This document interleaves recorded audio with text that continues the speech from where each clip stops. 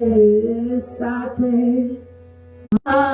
उजाड़ मंगल सुंदर साथ मंगल धाम उजाड़।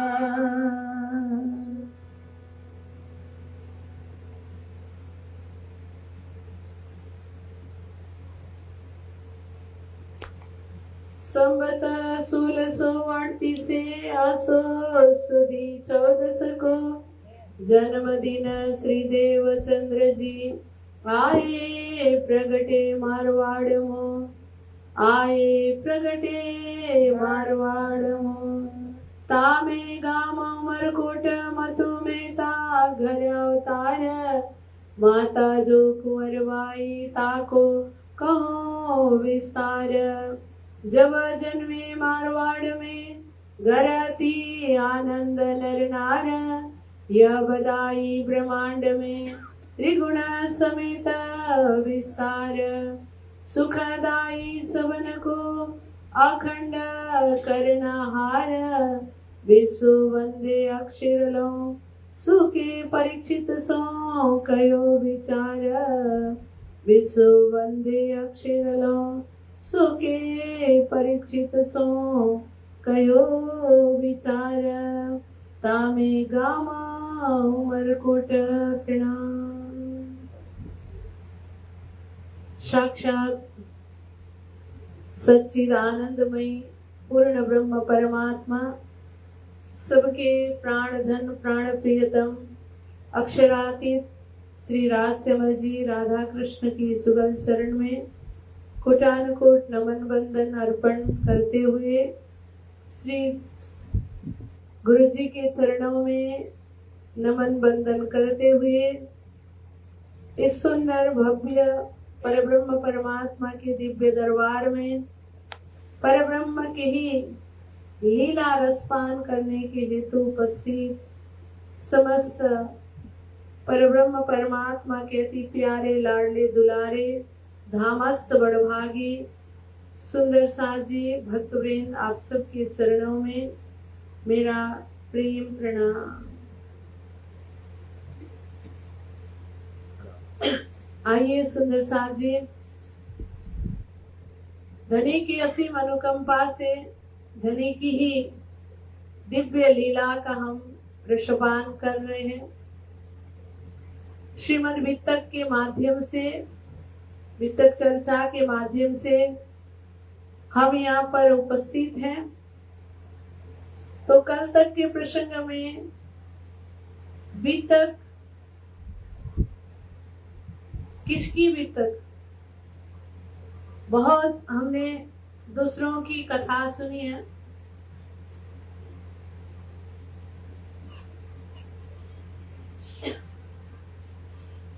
रामायण सुना, भागवत सुना, गरुड़ पुराण सुना, विष्णु पुराण सुना, अग्नि पुराण सुना, लिंग पुराण सुना, कई कई सारे पुराण सुने। सब क्या सुने? कथा सुने। कथा सुनते सुनते आए और सुने तो कैसे सुने? भागवत सुने। परीक्षित को डर हुआ, मृत्यु का भय रहा, तो भयभीत होकर के परीक्षित सुखदेव स्वामी के चरण में आ गए। तो श्रीमद् भागवत की सप्ताह कथा सुनी तो वो भय मुक्त हो गए।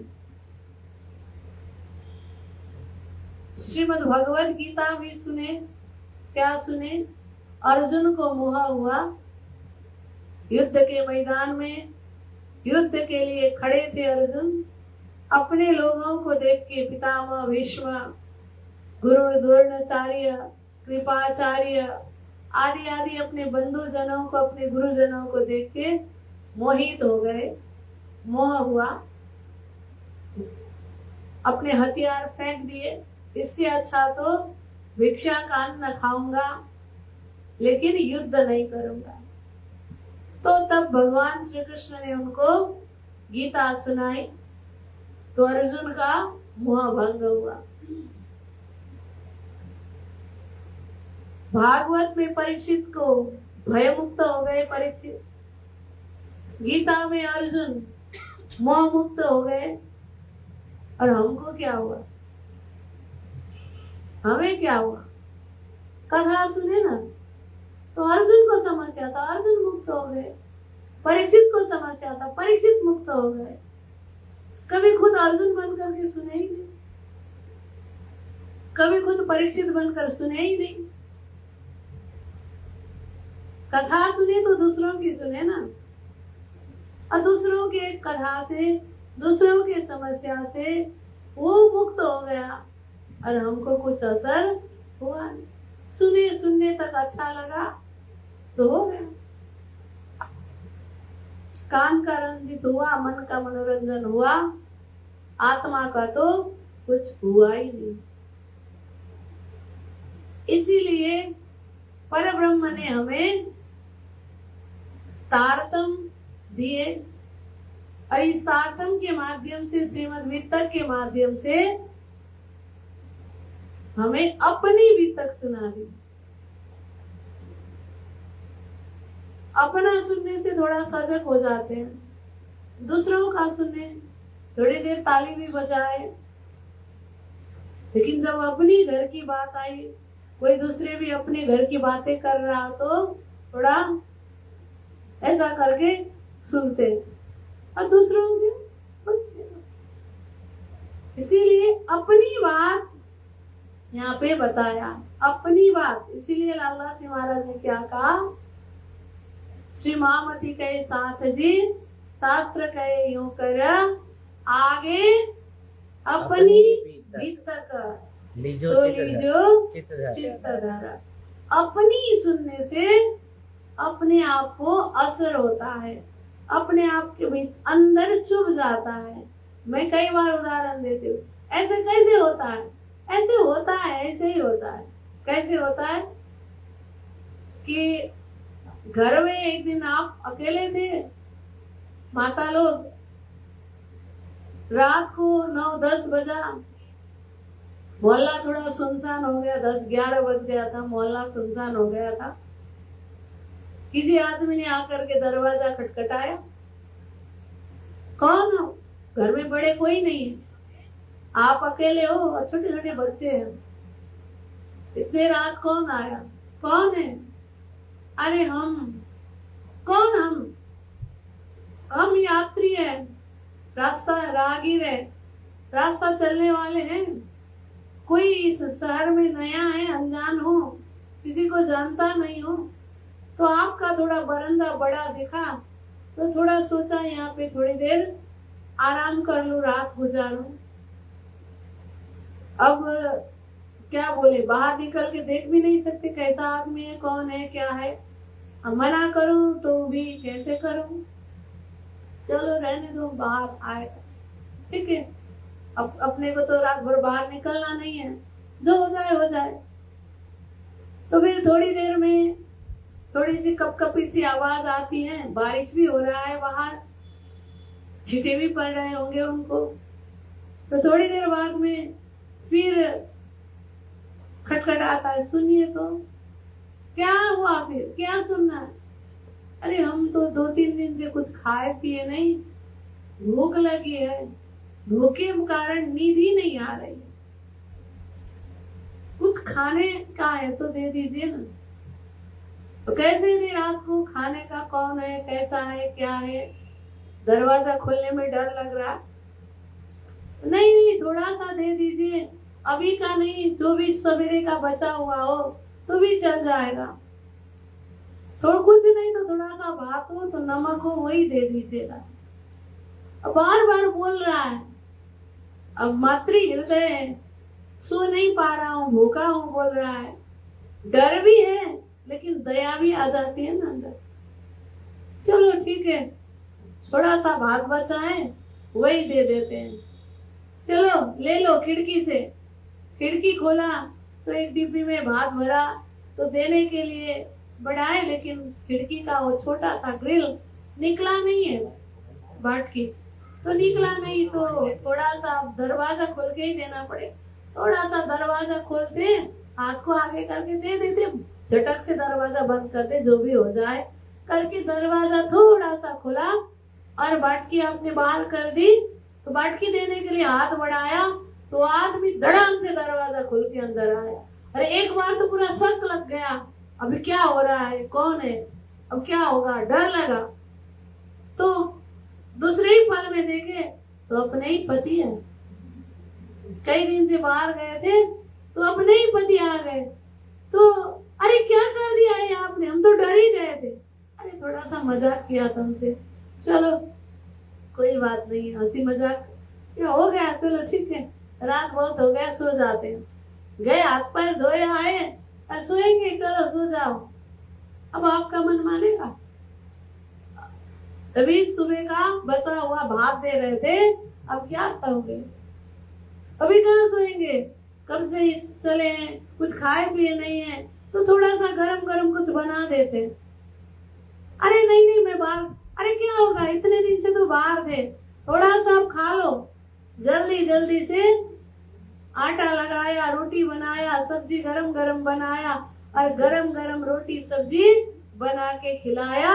कुछ भी देर नहीं लगा, थकान था दिन भर का, डर था अभी थोड़ी देर पहले, वो डर कहाँ गया, वो थकान कहाँ गया, सब खो गया ना।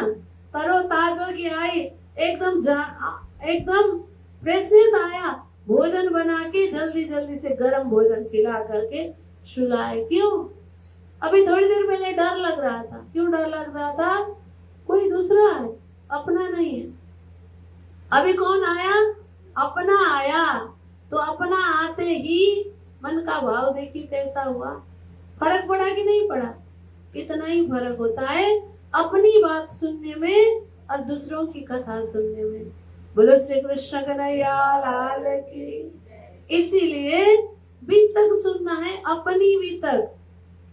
दूसरों की कथा, आप भागवत भी सुनने जाओ, गीता भी सुनने जाओ, कहीं भी जाओ, वही होके सुनो कि अभी मैं जरूरत है तो मैं परीक्षित बन के बैठा हूँ, मैं ही खुद परीक्षित हूँ, मुझे समस्या आया तो आप सुनने बैठोगे कुछ होगा। लेकिन अब वो भी भाव आना चाहिए। तो इसीलिए वितक, लालदास जी महाराज कहते कि हे सुंदर साथ जी, ये अपनी वितक है, हर एक आत्मा की अपनी वितक है कि ये आत्मा इस संसार में कैसे आई, कहाँ से आई और यहाँ कैसे चल रही है और इसको जाना कहाँ है। कि जाने वाला कर्म कैसा कर रहा है तो उसी के अनुसार उसका जाने का भी ठिकाना तय होता है। स्कूल में कई सारे स्टूडेंट्स पढ़ रहे होंगे, तो उनमें से कौन विद्यार्थी किस तरह का मेहनत करता है और इसका भविष्य कैसा होगा, टीचर लोग वहीं से जान जाते हैं ना। 8-9 पढ़ते ही टीचर लोग बच्चों को मोटिवेट करते रहते हैं, अरे तुम्हारा दिमाग अच्छा है, तुम्हारा लगन अच्छा है, तुम साइंस पढ़ लो, तुम ये कर लो, तुम वो कर लो, तुम इंजीनियरिंग में जाओ, तुम्हारा इस टाइप का सोच है, इस टाइप का तुम्हारा वो, तुम इसमें तरक्की कर जाओगे। टीचर लोग कहते कि नहीं कहते, मोटिवेट करते रहते। क्यों? उसका लगन देख के, उसका क्रियाकलाप देख के, उसका कर्म देख के। तो ऐसे ही आत्मा का भी जाने का कहाँ है, उसके कर्म से, उसके लगन से, उसके चाल चलन से पता चलता है कि कहाँ जाना है। तो यही बात श्रीमद् वितक में हम श्रवण करते आए कल के प्रसंग तक कि हम परब्रह्म परमात्मा के दिव्य धाम में कैसे थे और कैसे संसार में आए। तो आए तो सर्वप्रथम कहाँ आए, फिर दोबारा कहाँ गए, और ये तीसरी बार फिर हम जागनी के इस ब्रह्मांड में आए। और हम आए तो आए, अकेले नहीं आए, हमारे साथ साथ परमात्मा भी साथ साथ ही आए। क्योंकि परमात्मा ऐसे गार्जियन है हमारे, वो एक पल भी हमें छोड़ते नहीं। बच्चे थोड़ा बहुत शरारत करते हैं, है ना, तो कभी कभी थोड़ी पटरी से आगे भी उतरने का कोशिश करते हैं बच्चे, तो माँ बाप को चिंता होती है इसको कैसे पटरी पर लाया जाए। तो माँ बाप चिंता करते इसको हॉस्टल में डाला जाए, घर से दूर रखा जाए, कहाँ इसको सही पटरी में आए वहां रखा जाए। भेजते भी है जरूर, लेकिन भेजते समय सब कुछ पता भी करते कि वहाँ कौन है, आसपास में जाना पहचाना कौन है, ये बीमार पड़ जाएगा, ये कुछ हो जाएगा तो ध्यान रखने वाला। जल्दी से हम तो नहीं पहुंच पाते हैं, लेकिन वहाँ कोई है कि नहीं उस शहर में जाना पहचाना वाला, जल्दी से वहाँ पहुंचने वाला, जरूरत हो तो अरे जा बोलने वाला। ये सारा सब चीज पता करके ही बच्चों को भेजते हैं ना। तो ऐसे ही परमात्मा ने भी इस निर्जन संसार में हमको भेजा, हमें सबक सिखाने के लिए, परमात्मा की पातशाही बताने के लिए, उनका प्रेम समझाने के लिए। और भेजे तो भेजे, लेकिन हमें भेजने से पहले खुद वो आए कि कैसा है ये, किस तरह का है ये संसार। क्योंकि ठीक उल्टा है ये परम धाम से, वो सच्चिद आनंदमय है, ये असत जड़ दुखमय है, एकदम उल्टा है ना। तो यहाँ पे विचरण कर नहीं पाएगी मेरी आत्मा करके परमात्मा ने फिर ये तीसरे जागनी के ब्रह्मांड में भेजा। तो यहाँ हमें देखिए सबसे पहले तो हमारे लिए शास्त्र भेजे, वेद भेजा, उपनिषद भेजा, पुराण भेजा, ये संसार में कैसे चलना है, यहाँ का नीति नियम कैसा है, किस तरह से रहना है, सारे शास्त्रों के माध्यम से बताया। सारी बात बता करके फिर हमें तारतम्य लेकर के आए कि तुम कौन हो, तुम कैसे हो और तुमको कहाँ जाना है। पहले संसार के बारे में बताए, फिर अपने ज्ञान दे करके, अपना परिचय दे करके, अपने रास्ता को बताने के लिए फिर इस जगत में धनी ने सबसे पहले हमें ये वित्तक दिया है। तो इसके माध्यम से कल के प्रसंग में हमने सुना तीसरी बार ये तीसरा जो ब्रह्मांड है, जागनी का ब्रह्मांड, यहाँ ब्रह्म आत्मा को आना है। ये बात पहले से ही कई सारे शास्त्र में बताया गया था।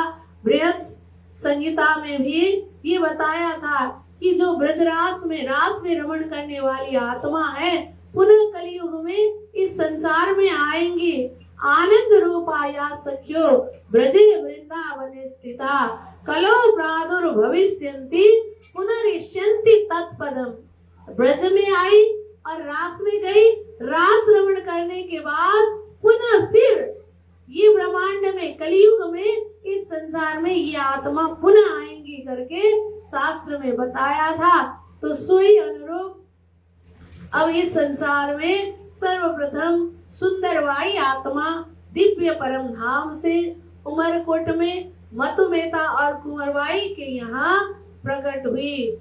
संवत 1638 से असुदी 14 को जन्मदिन श्री देवचंद्र जी आए प्रगटे मारवाड़ में। बोलो श्री सदगुरु महाराज की। लालासी महाराज ने 2 शब्द प्रयोग किया। देखिए, एक बार बोला जन्मदिन श्री देवचंद्र जी, दूसरी बार बोले आए प्रगटे मारवाड़। जन्म भी बोले, प्रगट भी बोले। तो इसका मतलब क्या है? जन्म तो साधारण हम मनुष्य का जन्म होता है, लेकिन महापुरुषों का, परमात्मा का क्या होता है? प्रगट होता है।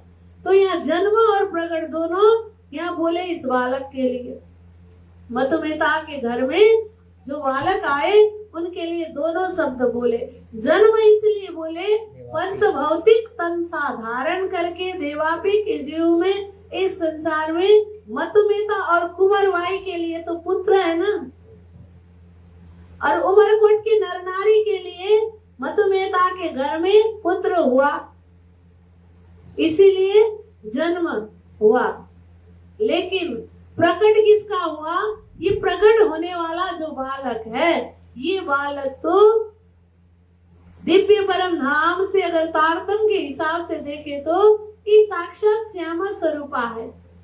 श्यामा जी महारानी है, जिसको राज्य महाराज ने मेरा आवेश लेकर के जाओ श्यामा जी करके राज्य ने आदेश दिया है, तो स्वयं श्यामा जी आई। कल रात के प्रसंग में हमने सुना कि श्री कृष्ण ने अंतर ध्यान के समय में प्रकट होकर के क्या कहा था कि हे राधे, ये बंसी बजाने का अधिकार अभी तुमको नहीं है। जागनी के ब्रह्मांड में पुरुष तन धारण करके जाओगी तब बंसी बजाओगी ज्ञान का करके, वहां पर ब्रह्म श्री कृष्ण ने बताया हुआ था। तो उसी अनुरूप रासलीला होने के 4660 साल बाद में वही श्यामा स्वरूपा श्यामा शक्ति ही इस धरा में देवचंद्र जी के रूप में प्रकट हुई। तो इस हिसाब से देखे तो साक्षात श्यामा जी के ही अवतरण यहाँ पर हुआ है। और शास्त्र के माध्यम से देखे तो शास्त्र में बताया बुद्ध अवतार जाहिर होने की बात की गई थी, तो ये साक्षात बुद्ध अवतार यहाँ पर प्रकट हो गए। कुरान के माध्यम से देखे तो क्या कहा था, मेरे पीछे कोई नहीं आवसी, एक रूह अल्लाह आवसी, वही इमाम कहलावसी। मोहम्मद साहब ने भविष्यवाणी बोले थे, तो उसी अनुरूप वही रूह अल्लाह यहाँ पर प्रकट हो गए। और सखी के हिसाब से देखे तो साक्षात सुंदरबाई सखी यहाँ पर प्रकट हो गए। देखिए तो ये 4 दैवत लेकर के, और नारायण के उत्तम जीव देवापी के जीव में देखे तो 5 दैवत है। तो 5 दैवत का यहाँ पर प्रकटीकरण हुआ। और तामे गाम उमरकोट मतुमेता घर अवतार। उमरकोट गांव में मारवाड़ देश में मतुमेता के घर में अवतरण हुए। अब जब जन्मी मारवाड़ में घर अति आनंद नरनार। जब मारवाड़ देश में प्रकट हो गए मतुमेता के घर में, तो पहले से ही क्या था, मतुमेता और कुंवरबाई बहुत भक्ति थे, भक्ति पथ में लगे हुए थे, श्री कृष्ण के परम भक्त थे ये दोनों। और सब कुछ संपन्न था उनके जीवन में। तो उनके जीवन में सन्मति भी थी, संपत्ति भी थी, लेकिन उनके जीवन को, गृहस्थ जीवन को आगे बढ़ाने के लिए संतति नहीं थी। विवाह के बहुत साल बाद तक कोई संतान उनके यहाँ नहीं हुई थी। तो संसारिक हिसाब से देखे तो ये भी जरूरत है गृहस्थ जीवन में। तो इसके कारण ये लोग थोड़े से दुखी थे और भजन भक्ति बहुत करते थे, दिल के बहुत अच्छे थे, नेक थे। मतुमेता कुंवरबाई सबका भला चाहते थे। तो जो सबका भला चाहता है तो दुनिया भी उनकी भलाई चाहती है। तो सारी दुनिया यही चाहती थी कि कब मतुमेता के घर में कोई संतान होगी। जैसे ब्रजमंडल में नंद बाबा और यशोदा के घर में जब बालक नहीं थे तो सारे वहाँ के नर नारी बस वही प्रार्थना करते रहते थे कि इनके यहाँ कोई बालक प्रकट हो जाए, कोई बालक प्रकट हो जाए। तो ऐसे भी यहाँ भी था। तो जब बालक प्रकट हो गया तो सारे नर नारी खुश होकर के, जैसे ब्रजमंडल में श्री कृष्ण का प्राकट्य होने पर सारी गोपियां दौड़ दौड़ के आई, ऐसे ही यहाँ पर भी सारे नर नारी दौड़ दौड़ के आए। और यह बधाई ब्रह्मांड में त्रिगुण समेत विस्तार, पूरे ब्रह्मांड में बधाई का गूंज उठा। और यहाँ ही नहीं, सारे त्रिदेव, देवी देवता, ब्रह्मा विष्णु महेश सब कोई उपस्थित हो गए थे। आकाशी मार्ग से सब धुंधुबियां बजाते हुए, ढोल नगड़ा बजाते हुए सब बधाई देने पहुंच गए थे मतुमेता और कुंवरबाई के यहाँ। ऐसा सुंदर यहाँ पर उत्सव मनाया गया। अब यहाँ बताते लालदास जी महाराज, सुखदाई सबन को अखंड करनहार। ये जो बालक पैदा हुआ ना भी, छोटा बालक, दुनिया के दृष्टि में एक मतुमेता और कुंवरबाई का बच्चा पैदा हुआ, पुत्र जन्म लिया। लेकिन लालदास जी महाराज कहते हैं ये जो बालक है कोई साधारण बालक नहीं है। सुखदाई सबन को अखंड करनहार, पूरी सृष्टि को सुख देने वाला है। और इतना ही नहीं, संसार में संसारिक सुख तो होगा ही होगा, देंगे ही देंगे। प्राणा जी वाणी में क्या कहते, सुख शीतल करो संसार। संसार को सुख शीतल, सुख के साथ साथ शीतल भी होना जरूरी है। कई बार सुख भी जलन देने लायक का होता है, और ये सुख शीतलता के साथ सुख प्रदान करने वाला, सुख देने के लिए आए। और इतना ही नहीं, अखंड करनहार, पूरे सृष्टि को सुख दे करके और पूरी सृष्टि को विश्व में अखंड करने के लिए प्रकट हो गए हैं। ऐसा क्षमता, ऐसा ताकत लेकर के ये बालक आए यहाँ। विश्व वंदे अक्षर लो सुखी परीक्षित सो कयो विचार। बोलो श्री प्राणनाथ प्यारे की। ये बालक जो है देखिए, विश्व वंदे अक्षर लो, अभी तक जो है विश्व वंदना कर रही थी, तो विश्व की वंदना अक्षर ब्रह्म तक पहुंच रही थी। वो भी डायरेक्टली नहीं, इनडायरेक्टली। इनडायरेक्टली कैसे कि विश्व किसके लिए वंदना करता था, तो विश्व का वंदन है सृष्टि करनहार के लिए। हमारा पालनहार, हमारा कर्ता, धन्य हो, वंदन हो, सब यही कहते हैं ना। कहीं ना कहीं किसी न किसी रूप से करतार का वंदना करते हैं, पालनहार का वंदना करते हैं।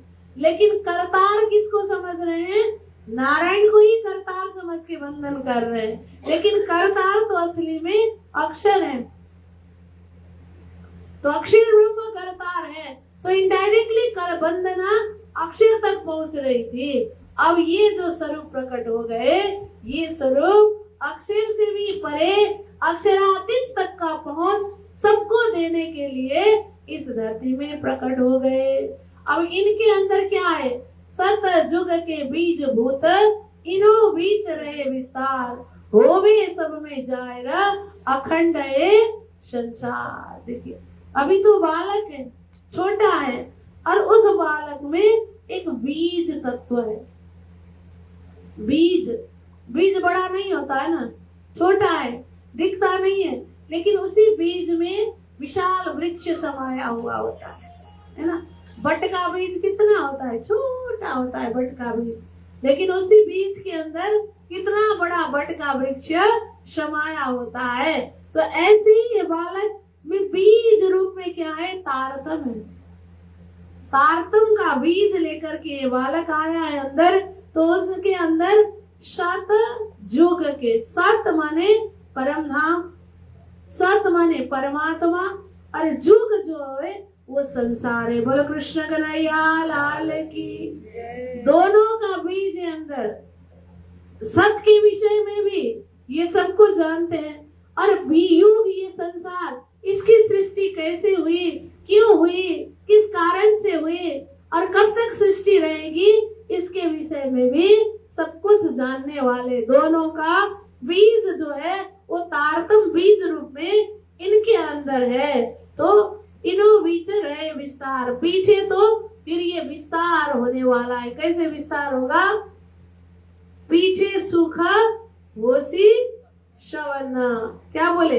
अवलीला हम जाय र करे, जीव सुख सैया हृदय धरे, पीछे सुख होसी सबना पसरसी 14 भुवन। बोलो श्री प्राणनाथ प्यारे की। ये तो बाद में तो पसरसी 14 भुवन होगा। अभी छोटा सा बीज है, और यही बीज विस्तरित होकर के 18,758 वाणी रूपी विशाल वृक्ष ये बन जाएगा। तो ऐसा बीज जिसके कारण होवे सब में जाहिर होगा, और ये संसार को ही विश्व में अखंड कर देंगे। अब ये बात जो है सोई वेद कतिबों में इनकी लिखी साख कलम ने श्रवण किया।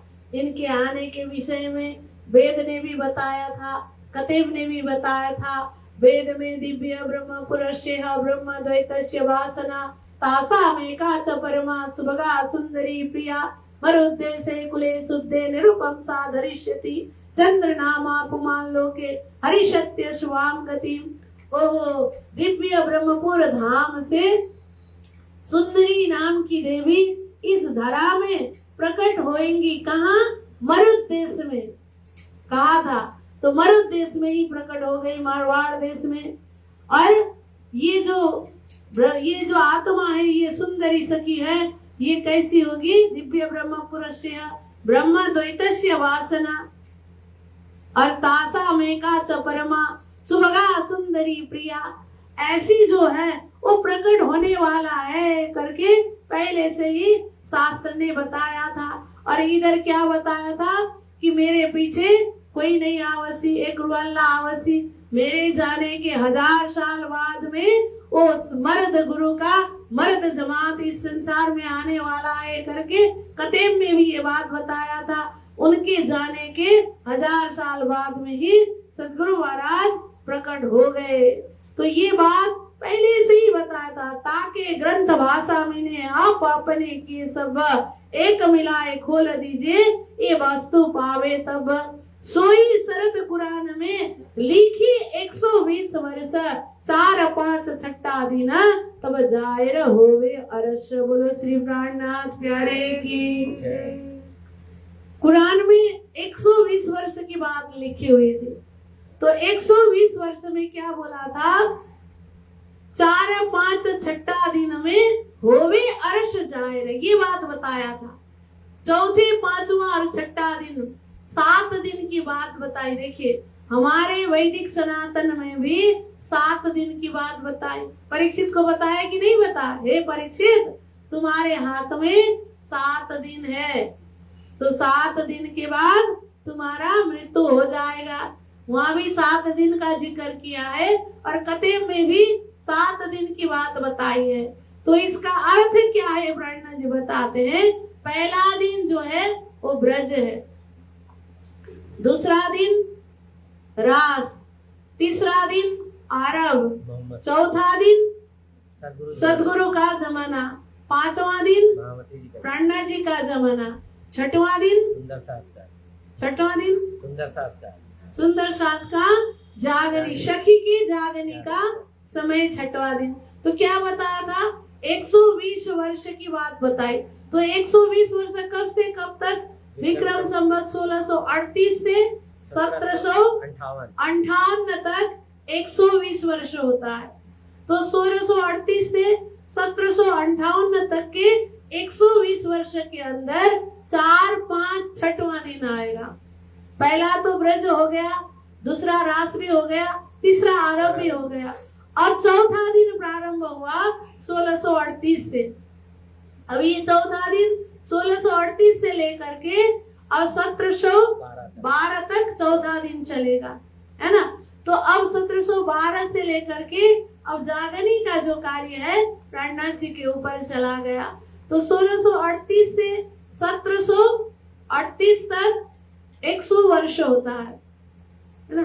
तो 38 में 1738 में तखत उलट जाता है, फिर 48 में 110 वर्ष होता है, 48 में वाणी पूरी हो जाती है।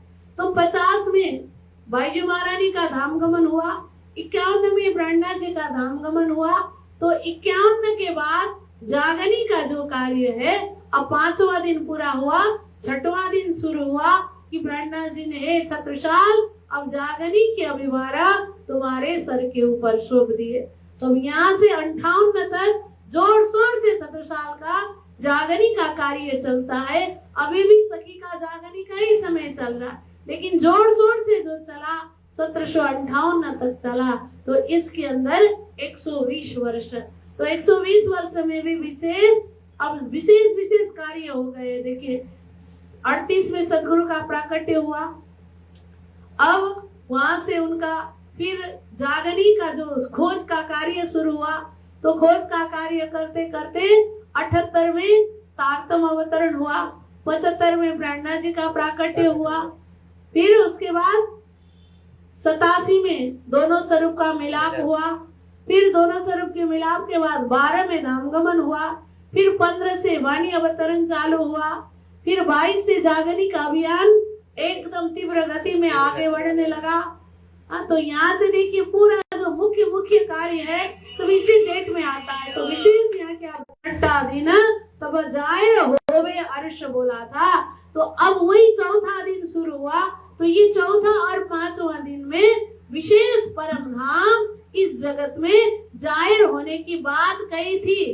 तो लाला सी महाराज कहते हैं, सुंदर साथ जी, वो तो जाहिर हो गया। 4 5 छठा दिन में अंकित किया था। ओ देखो दूर में परम धाम है, वैसा है परमात्मा परम ज्योति। कहाँ रहते? परम धाम परागति उधर दूर में, ऐसा कहा था। कबीर साहब ने भी क्या कहा, चलते चलते पांव थक गया, नगर रहा नौकोस, बीच में डेरा पड़ गया, कबीरा की ने दिया दोष। अरे उधर 9 लाख कोस दूरी जाना था, लेकिन हमारा पैर थक गए, हम जा नहीं पाए। उधर और बाकी है 9 लाख कोस के दूर में जाना है। मोहम्मद साहब भी जब यात्रा करते करते गए तो पहले तो जबराइल में बैठ कर के गए, और जबराइल रब जमुना जी पार नहीं कर सका, तो फिर पैर जलने लगा। तो आगे फिर क्या बोले, उधर जाना नहीं हुआ। ज्ञान जो है, ज्ञान का पहुंच अक्षरधाम तक ही है, और परम धाम जाना हो तो रब का तखत माने प्रेम के तखत में बैठ करके पार होना है। तो ये बात वहां तक भी बताया है सुंदर साथ जी। तो इसीलिए 4, 5, 6 दिन में परम धाम जाहिर होना है। तो अब क्या बताए, सब सृष्टि से तथा करे होवे अखंड जाहिर धाम। अब इसी बालक, जो बालक अभी पैदा हुआ है, इसी बालक के माध्यम से अब इस धरती में धाम जाहिर होना है, परमात्मा का स्वरूप जाहिर, रूप जाहिर होना है, परमात्मा की लीला जाहिर होनी है, और विश्व को अखंड करके परमात्मा के चरण तक पहुंचाना है। ये कार्य होने वाला है। तो ऐसे स्वरूप का यहाँ पर अभी प्रकट हुआ है सुंदर साथ जी। तो अब आइए इन स्वरूप के विषय में आगे अब धीरे धीरे उनकी बाल लीला को बताते हैं। ये बालक, ये स्वरूप अभी प्रकट हुए हैं, धरती में आए हैं। तो आने से पहले भी कई सारे ऐसी लीला वो करते हैं कि कुंवरबाई को ये सब अनुभव होता है। जैसे ब्रजमंडल में गोपी को अनुभव हुआ था, ब्रजमंडल में यशोदा को अनुभव हुआ था, वैसे ही अनुभव कुंवरबाई को होता है। अभी भी बालक को पलने में सुलाया, कुंवरबाई काम कर रही है घर के अंदर, कहाँ, और अंदर बहुत सारी सखियों के किलकारी का आवाज आता है। सखियां हंस रही हैं, बहुत केल किलोल कर रही है सखियां, भागे भागे दौड़े दौड़े कुंवरबाई आती है अंदर, तो देखती है कुछ नहीं है, आराम से बालक सोया है। और कभी कभी कुंवरबाई घर में काम कर रही है, घर के अंदर दधी मथने की आवाज आती है, कोई अंदर आकर के दधी मथ रहा है। जैसे यशोदा मैया अपने मुंह से कृष्ण की लीला का गान करते करते दधी मंथन करती थी, वैसे ही यहाँ भी गान का आवाज ही है और दधी मंथन करने का आवाज भी आता है, बहुत मधुर आवाज। तो कई बार तो सुनते सुनते एकदम मग्न हो जाती थी कुंवरबाई। फिर थोड़ी देर में ध्यान आता है कि कौन है अंदर, दधी मंथन कौन कर रहा है। भागे भागे अंदर देखने जाती है, कोई नहीं दिखता है। अकेले देवचंद्र जी एकदम मुस्कुरा रहे, हंस रहे हैं, और पलंग के नीचे देखती है, उनके पलने के नीचे मक्खन मिल जाता था। बोलो श्री प्राणनाथ प्यारे की जय। ऐसी मधुर मधुर लीला यहाँ पर होती है। लालदासी महाराज ने वो सारे लीला का यहाँ पर वर्णन नहीं किया है, बाल लीला का, क्योंकि लालदासी महाराज को जल्दी है परम नाम जाने का। 1 महीना के समय में उनको जल्दी जल्दी वितक पूरा करके परम नाम जाना है। तो ये अन्य वितकों में अन्य वितकार ने थोड़ी थोड़ी बाल लीला वर्णन करी है सुंदर साथ जी। बहुत मधुर मधुर मनोरम बाल लीला है, सुनते रहेंगे। सन्यासकी महाराज ने वर्णन किया है ये सब लीलाओं का, तो वो सुनने में बहुत आनंद आता है। तो ऐसे ऐसे करके अब उनका नाम भी ज्योतिषों को बुला करके नामाकरण संस्कार कराया मतु मेहता जी ने। तो ज्योतिष ने नाम रखा देवचंद्र, कि चंद्रमा के भांति शीतल ज्ञान इस धरती को देने के लिए ये बालक आया हुआ है। चंद्रमा का जैसा प्रकाश भी देगा और चंद्रमा का जैसा शीतलता भी देगा। देखिए सूर्य का जो प्रकाश होता है ना, वो बहुत चमकदार होता है, और सूर्य के प्रकाश सीधे सीधे हम आंखों से नहीं ग्रहण कर सकते, नहीं देख सकते। इसीलिए सूर्य का प्रकाश जब चंद्रमा में रिफ्लेक्ट होता है तो फिर चंद्रमा को हम डायरेक्ट देख सकते हैं, और वहां से प्रकाश भी ले सकते हैं और शीतलता भी ले सकते हैं। मधुर मधुर प्रकाश में शीतलता भी मिलता है, और सूर्य का प्रकाश बहुत ज्यादा और बहुत तपाने वाला होता है। इसीलिए तो इस धरती में हमें डायरेक्ट परमात्मा से मुलाकात हम नहीं कर सकते हैं। तो इसीलिए इस धरती में हमें क्या दिया है? गुरु दिए हैं। बोलो कृष्ण कन्हैया लाल की। इसीलिए सदगुरु के रूप बन करके आए हैं कि डायरेक्ट परमात्मा का जो प्रकाश है, जो ब्रह्म का जो तेज का खजाना है, जो नूर है, वो डायरेक्ट ग्रहण कर नहीं सकता है। इसीलिए संसार में अभी अभी गया ना, गुरु पूर्णिमा मनाते हैं ना, गुरु पूर्णिमा बोलते हैं। गुरु सूर्य नहीं बोला है, गुरु पूर्णिमा बोला है। क्यों? पूर्णिमा के साथ गुरु को तुलना किया है, ताकि वो गुरु परमात्मा का जो प्रकाश लेकर के और धीरे धीरे हमारे जो क्षमता है, हमारे क्षमता के मुताबिक हमें देते जाए, हमें उजाला करता जाए। डायरेक्ट दिया तो ये बर्तन जो है फट जाता है। ब्रह्मा जी वाणी में क्या कहते हैं? संजम संजम पिलाए दे। ब्रह्मा जी कहते खींच खींच देता हूँ तुम्हारे खातर। मुझे इंद्रावती कहते अरे मेरे अंदर तो इतना खजाना, एकदम लहर की लहर, लहर की लहर, लहर की लहर आते रहते, लेकिन सब एक साथ दो तो डर लगता है, क्योंकि तुम्हारा जो प्याला है वो कांच का है। वो एक साथ दिया तो कहीं फट न जाए, इसीलिए धीरे धीरे धीरे धीरे खींच खींच करके देता हूँ तुम्हारे खातर, तुम्हारे लिए धीरे धीरे पिलाता हूँ। तो इसीलिए प्यारे सुंदर साथ जी, ये जो स्वरूप है देव चंद्रमा के भांति शीतलता देने वाला परब्रह्म का जो प्रकाश है, जो नूर है, जो खजाना है, वो ले करके और उससे हमारी क्षमता के अनुसार हमें धीरे धीरे देते जाएं और धीरे धीरे हमारे अंदर भी वो नूर, वो प्रकाश भर दे। इसीलिए उस स्वरूप में आए तो उनका नाम क्या पड़ा? देवचंद्र पड़ा। बोलो श्री देवचंद्र महाराज की जय। अब ये बालक धीरे धीरे अब चंद्रमा के भांति बढ़ते गए और माँ के साथ बड़े संस्कारी थी माता भी, और सारे नर नारी बड़े आनंदित होते, खुश होते, कोई न कोई बहाना करते हुए एक बार तो उनका दर्शन करने आ ही जाते थे। एक बार वो बालक स्वरूप में भी दर्शन करने पर सबको शांति मिलती थी, आनंद होता था। कहीं न कहीं कोई न कोई बहाना लेकर के, क्योंकि है ही इतने प्यारे, ये प्राण प्यारा है, प्राण प्रीतम है, सबके प्राण प्रीतम इस जगत में आए हैं तो प्यारा होंगे ही होंगे।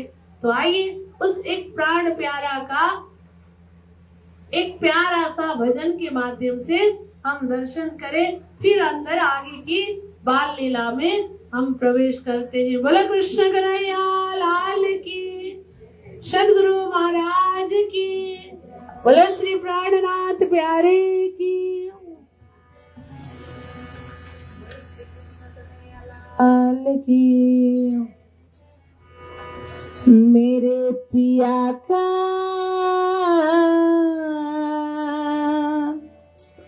क्या कहना, ओ नूरी मुखड़े वाले मेरे धाम धनी, शोभा सुंदरता का कोई पार नहीं। ओ नूरी मुखड़े वाले मेरे धाम धनी, शोभा सुंदरता का कोई पार नहीं।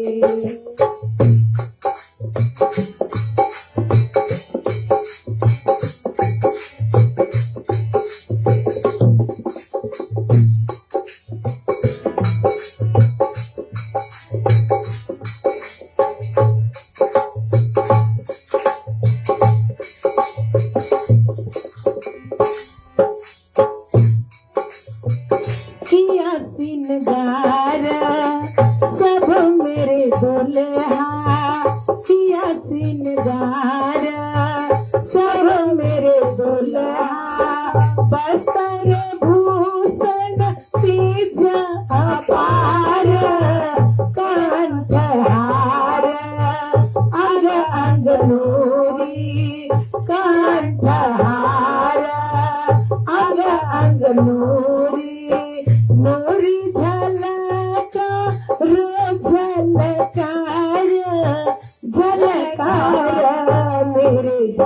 साहिब का क्या कहना। ओ नूरी मुखड़े वाले मेरे दामनी, शोभा सुंदरता का कोई पार नहीं। ओ नूरी मुखड़े वाले मेरे दामनी, शोभा सुंदरता का कोई पार नहीं।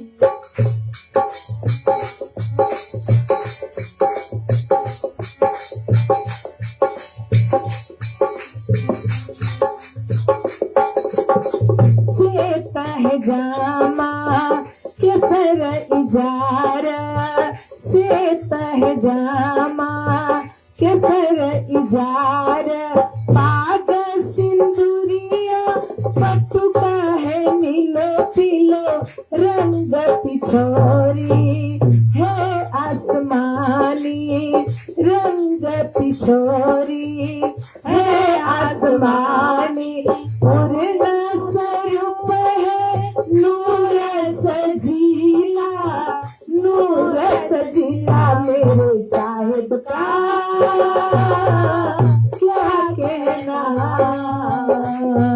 ओ नूरी मुखड़े वाले मेरी दामनी, शोभा सुंदरता का कोई पार नहीं। ओ नूरी मुखड़े वाले मेरे धामनी, शोभा सुंदरता का कोई पार नहीं।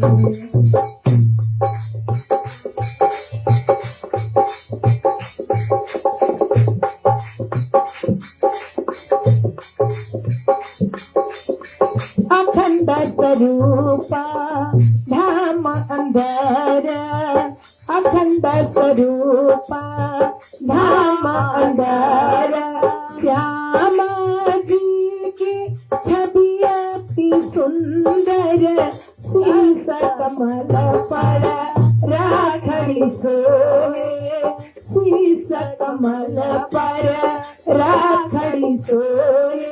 मुखड़ा नूरी टीका मस्तक पर, टीका मस्तक मेरे साहिब का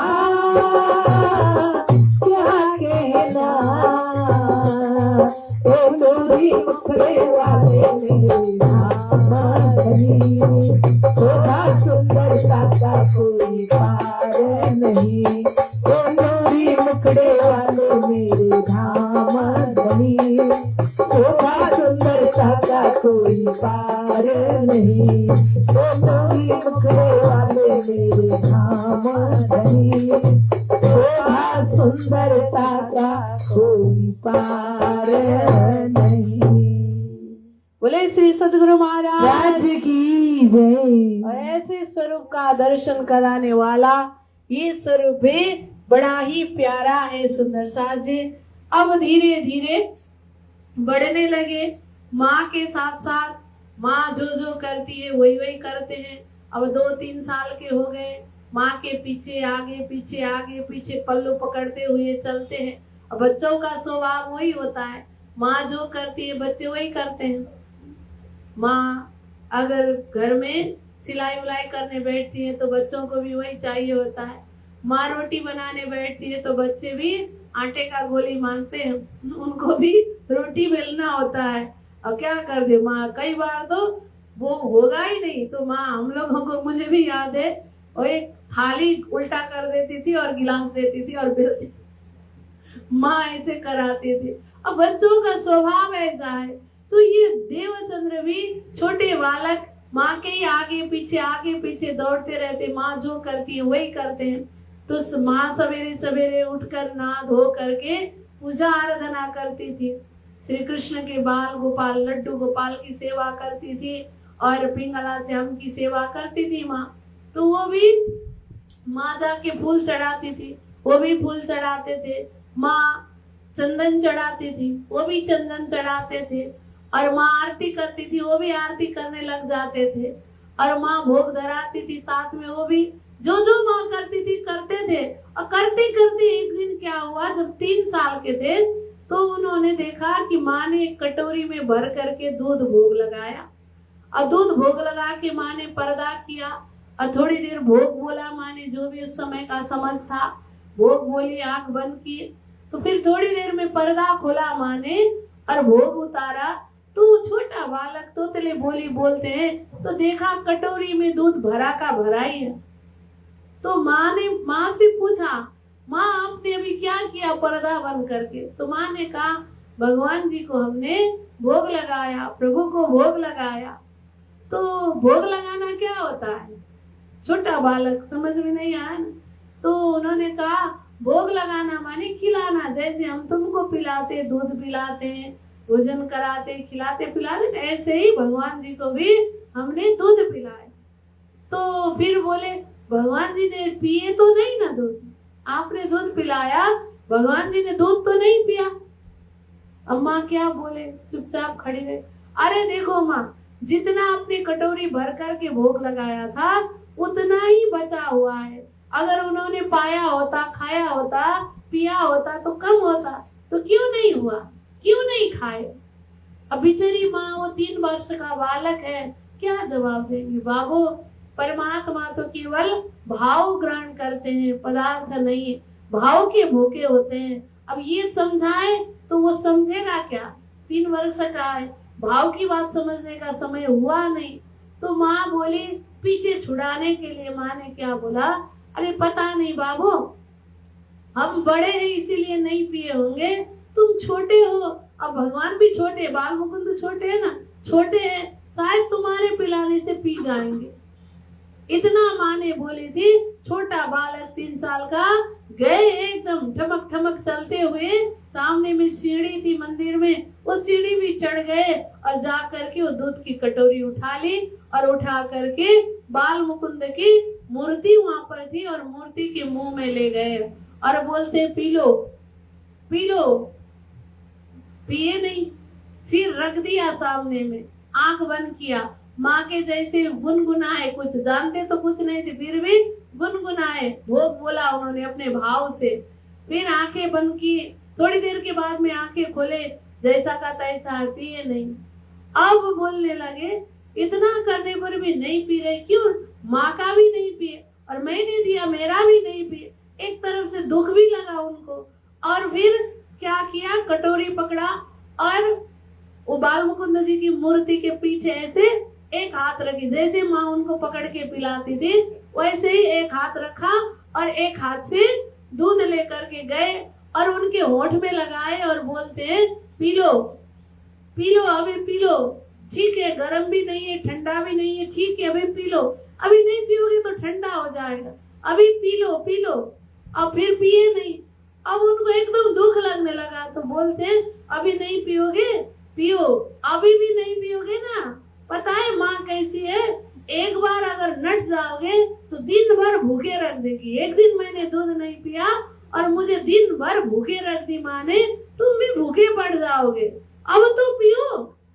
देखो पीने से चोटी बढ़ती है, दूध पीने से तुम गोरे हो जाते हो, पीले पीले हो, मूर्ति तो पीली है, पीले पीले हो, गोरे बन जाओगे, चिट्टे बन जाओगे, पी लो, अभी नहीं पियोगे तो दिन भर भूखे रहोगे। अब इस तरह से एकदम साक्षात भाव में आ गए कि उनको तो ये ख्याल नहीं है कि ये मूर्ति है। उनके समझ में, उनके भाव में एकदम निश्चल भाव है, कंचन भाव है, कोई लेस नहीं है माया का, एकदम हृदय निश्चल है। निश्चल भाव से उन्होंने आह्वान किया, अभी पियो, नहीं पियोगे तो भूखे रह जाओगे। जब ये भाव उन्होंने प्रकट किया तो उनको अपने आप में अपना ही भाव उन्होंने महसूस करके कहा। तो सच में इतना बोलते ही साक्षात बाल मुकुंद जी प्रकट हो करके घट घट दूध पीने लगे। बोलो कृष्ण कन्हैया लाल की। अब माँ की आंख से आंसू बहने लगे कि हे प्रभु, ये आपकी क्या लीला है। इतनी साल से मैं आपकी सेवा कर रही थी, आराधना कर रही थी, कभी तो हमको साक्षात दर्शन मिला नहीं, कि ये साक्षात भाव हमारे हृदय में कभी आया नहीं।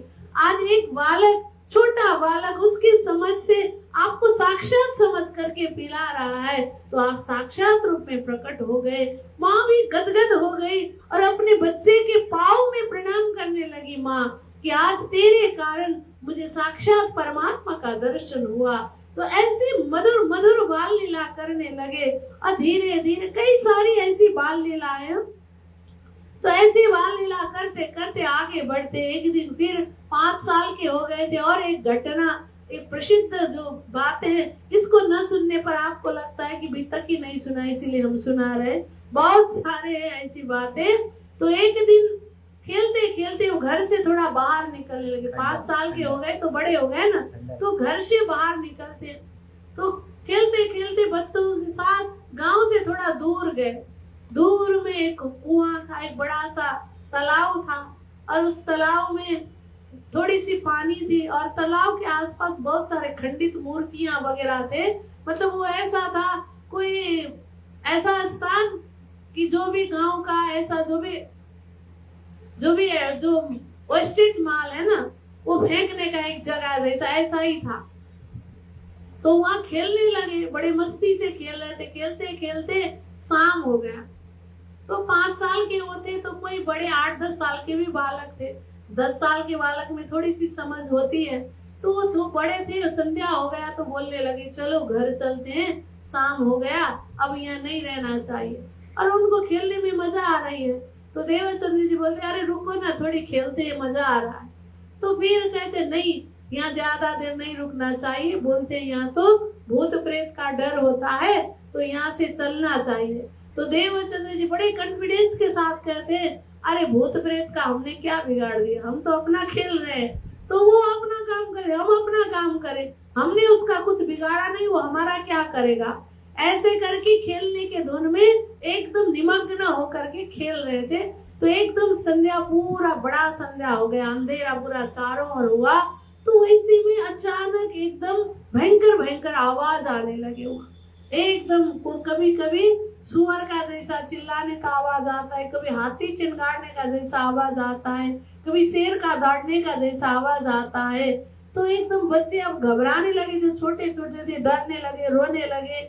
तो ये क्या हो रहा है, क्या हो रहा है, ऐसे देखते देखते तो वहाँ पे जो खंडित मूर्तियां पड़ी हुई थी, किसी मूर्ति का सर नहीं था, किसी का पाँव नहीं था, किसी का हाथ नहीं था, वो मूर्ति तो जीवंत होकर के चलने लगी। और किसी का पूरा इतना ऊपर, सिर से ऊपर है ही नहीं, और आंख उनके ऐसे कंधे पर आंख जलने लगी, पूरा दूर से आंख जलते हुए दिखाई दे रहे।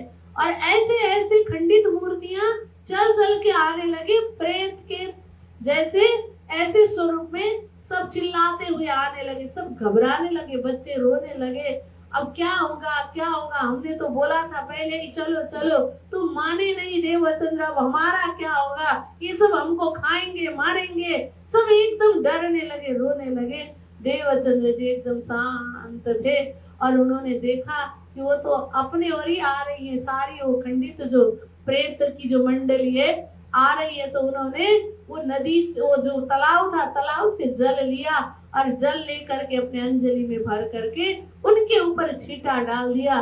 जैसे ही देवचंद्र के हाथ से स्पर्श किया हुआ जल का छींटा उनके ऊपर पड़ने लगे, तो वो तो तुरंत ही एकदम दिव्य रूप धारण करके, पीले पीले वस्त्र धारण करके, दिव्य रूप भगवान के पार्षद के भांति देवचंद्र की जय हो, देवचंद्र की जय हो करते हुए, देवचंद्र को प्रार्थना करते हुए कि धन्य हो देवचंद्र, हम वर्षों से प्रेत योनि में यहाँ पड़े हुए थे, आज तुमने हमें मुक्ति दे दी करके देवचंद्र का जय जयकार लगाते हुए आकाशी मार्ग की ओर गए। बोलो कृष्ण कन्हैया लाल की, देवचंद्र जी महाराज की।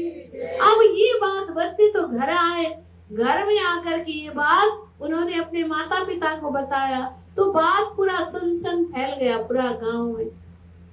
अब गांव के लोग आने लगे, मतु मेहता को कहने लगे, कुंवर बाई को कहने लगे, अरे मतु मेहता, कुंवर बाई, तुम्हारा पुत्र कोई साधारण नहीं है। हमने सुना था पहले भी इसने तुम्हें दर्शन कराया था बाल मुकुंद का, और उससे पहले भी कई सारी आवाजें, जब छोटे थे तो भी कई सारी आवाज सुनने को मिलता था। यहाँ गैया हंकने की आवाज, दधी मतने का आवाज, ये तो बहुत सुना था हमने बचपन से। लेकिन आज पता चला, हमारे बच्चे बता रहे हैं कि तुम्हारे पुत्र ने तो भूत प्रेतों को मुक्ति दिला दी। तो तुम्हारा बच्चा कोई साधारण बालक नहीं है, सब ऐसे बोलने आने लगे और मतुमेता और कुंवरबाई के मन में घबराहट होने लगा। अरे ये लोग सब मेरे बालक को अलौकिक अलौकिक मानते हुए कहीं न भगवान बना करके मंदिर में बिठा दे तो फिर हमारा गोद तो शून्य का शून्य हो जाएगा। ये डरने लगे। और मतुमेता कुंवरबाई झगड़ते हैं सबके साथ, बेकार का फालतू बात करते हो, हमारा पुत्र है ये, हमारा प्यारा पुत्र, कुछ नहीं है इसमें, कोई शक्ति है नहीं, ये बस साधारण तुम्हारा जैसा ही बालक है, हमने तो कुछ देखा नहीं इसमें, क्या देखा। ऐसे करके वो डरने लगते। देखिए वो तो एक डर है ना माता पिता के अंदर, अपनी संतान से दूर होने का डर, ये एकदम घर कर जाता है। तो उनके मन में ये डर है, क्योंकि शादी की 40 साल बाद में हुआ है, पुत्र है, एकलौता पुत्र, अब वो भी अलौकिक अलौकिक करके दूर कर दिया, तो इसमें उनको एकदम घबराहट है। अब लेकिन थोड़े बड़े बड़े होते गए, जब से अब ये वहां वो घटना घटी, अब अलौकिक इनका रूटीन था, दिनचर्या था। सवेरे उठते थे, जब से होश संभाला, जब से ये समझ में उनको कुछ आने लगा, तो तब से उनके मन में एक अनोखा प्रश्न आया, मैं कौन हूँ, मैं कौन हूँ। ये प्रश्न उनके अंदर ऐसा अंदर गड़ने लगा। और माँ से पूछा कि माँ मैं कौन हूँ। बेचारी माँ क्या बोलेगी, पहले से डरी हुई थी माँ, हाँ भगवान कहीं ना बोल दे मेरे बच्चे को करके, अब वो प्रश्न पूछता है वैसे माँ क्या बोलेगी। बाप बेटा तू मेरा सबसे प्राण से प्यारा मेरा बेटा है, मेरा लाल है, तू मेरा देवचंद्र है, माँ यही बोलती। पिता से पूछते पिता भी यही बोलते हैं, अपने ताऊ चाचा से पूछते वो भी वही बोलते हैं, अपने मामा मामी से पूछते वो भी वही बोलते, अपने सारे रिश्तेदार से पूछते कोई ना कोई एक रिश्ता बता देता है, परिचय कराता है। अब गांव वाले से पूछते वो भी वही बोलते हैं, एक रिश्ता बता करके तुम मेरे भतीजे हो, तुम मेरे ये हो, तुम मेरे वो है, सब यही बोलते हैं। तो ऐसे कर करके उनके मन में ये प्रश्न एकदम अंदर चला जाता है कि किसी के जवाब से उनको शांति नहीं मिलती है, जो प्रश्न का जवाब ढूंढ रहे वो मिलता नहीं है। और रूटीन कैसा है देखिए, सवेरे उठते हैं और उठ करके नहाते धोते हैं, नहाने धोने के लिए जाते, और वो मारवाड़ देश है, उमरकोट मरुभूमि इलाका है, पानी तो वहाँ होता नहीं है, वो आप लोग सब जानते हैं कैसा होता है पानी का अभाव, रेतीला मुल्क में पानी का अभाव होता है। पहाड़ियों में भी कई जगह ऐसा होता है पानी नहीं मिलता है, जब पत्थर होता है, पत्थरीला एरिया में पहाड़ों में भी पानी नहीं मिलता है। नेपाल में भी कई ऐसे जगह है जहाँ घंटों चल करके पानी भरने अभी भी जाना पड़ता है, पहाड़ी मुल्क में पानी नहीं मिलता। और पुराने जमाना में हमारे दादा लोग कहते थे पानी यात्रा करना पड़ता था, पैदल यात्रा करते करते किसी के घर में जाओ तो प्यास लगती है, तो पानी मांगने के लिए बोलो तो क्या बोलते थे लोग कि पानी दीजिए ना, तो बोलते पानी तो हमारी बहू का दहेज है, हम नहीं दे सकते, हमारा बेटी का दहेज है पानी, हम नहीं दे सकते, वो आएगी तो वही देगी, ऐसा बोलते थे कि उसने कितना मेहनत करके लाए, पानी नहीं दे सकते लोग। ऐसा भी जगह था, अभी भी है ऐसा जगह, आसाम में भी कई जगह ऐसा, अरुणाचल की तरफ ऐसा जगह। हमारे यहाँ एक विद्यार्थी आया हुआ था, तो वहाँ पे उनके 3 बच्चे थे वो लोग, तो एक बच्चा आया था, तो एक लड़का और एक लड़की आए हुए थे। तो कौन कौन है घर में, तो हम 2 भाई है, एक बहन है, तो एक भाई क्यों नहीं आया, तुम लोग एक भाई और एक बहन ही क्यों आए, हमने पूछा। तो क्या बोलता था वो कि नहीं, एक को तो घर में ना पानी लेने के लिए रुकना पड़ता है, माँ नहीं ले जा सकती है, पानी बहुत दूर जाना पड़ता है, तो सवेरे निकला तो शाम को पानी लेके वापस आते हैं, तो इसीलिए माँ के लिए एक जने घर में रुकना पड़ता। अभी की बात है, 8-10 साल पहले की बात है, ऐसा विद्यार्थी हमारे यहाँ आया हुआ था।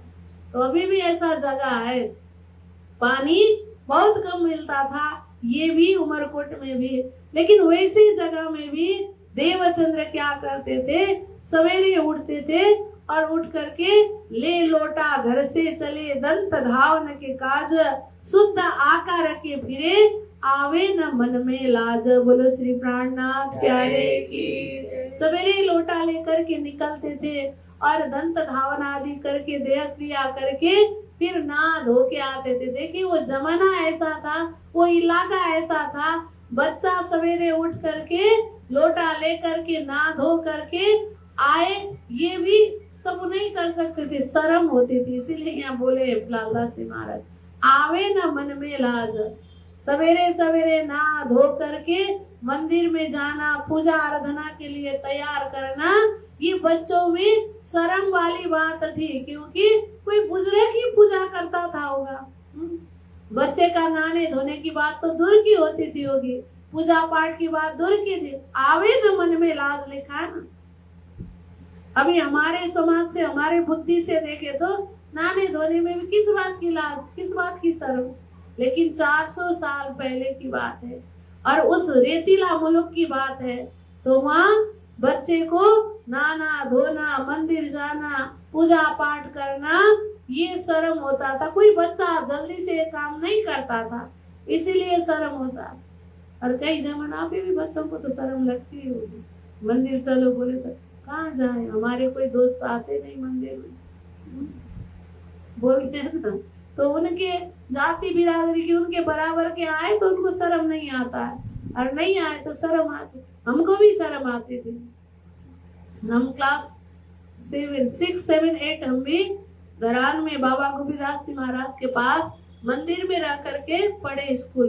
तो स्कूल जाते थे तो चंदन लगा के जाते थे, क्योंकि मंदिर में तो सवेरे उठ के सेवा पूजा अटेंड करके चंदन लगाना पड़ता था। और महाराज जी बड़े सख्त थे, बिना चंदन का अगर प्रणाम करने गया तो प्रणाम स्वीकारते नहीं थे। चंदन होना चाहिए और गले में कंठी होना चाहिए, ऐसा बोलते थे। तो ये नियम एक दिया, क्योंकि बच्चे थे, अगर कंठी ना होता तो मनमानी भी चलती थी। तो कंठी है तो क्या होता था बच्चों के मन में कि कंठी है, हम प्रणामी है, किसी का जूठा नहीं खाना चाहिए, किसी का जैसा तैसी जगह में हमको नहीं घुसना चाहिए, क्योंकि हमारे में कंठी है। यही सीख भी दिया था बचपन से, और इसी के कारण बचते भी थे हम। तो तिलक लगा के जाते थे तो सब स्कूल में चिढ़ाते थे। वो सब मंगोलियन एरिया है, वहाँ धरान में सब खाने पीने वाले लोग रहते थे, और वैसे ही बच्चे आते थे साथ में पढ़ने के लिए, और सब बोलते थे पंडिताई नाई करके बोलते।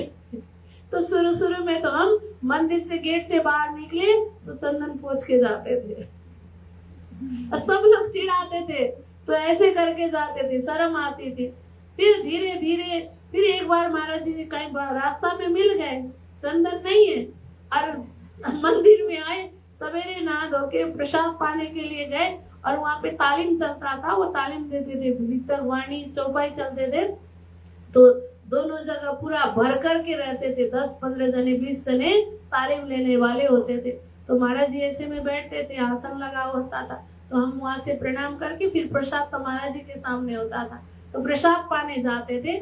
तो प्रसाद पाने जाते थे तो क्या बोले महाराज जी, अरे कोई विद्यार्थी ऐसे है तो मंदिर के गेट से बाहर जैसे निकलते वैसे ही चंदन को पोंछ करके चले जाते।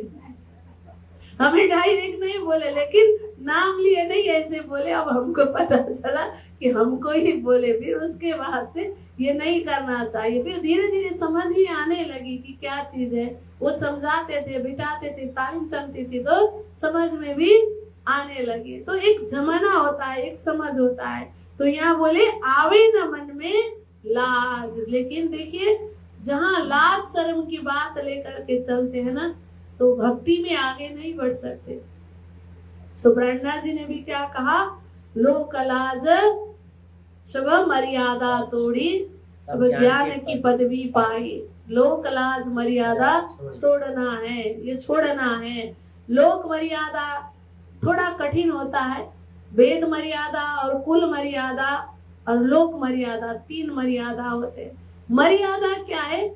मर्यादा वस्त्र है, वस्त्र के भांति है मर्यादा।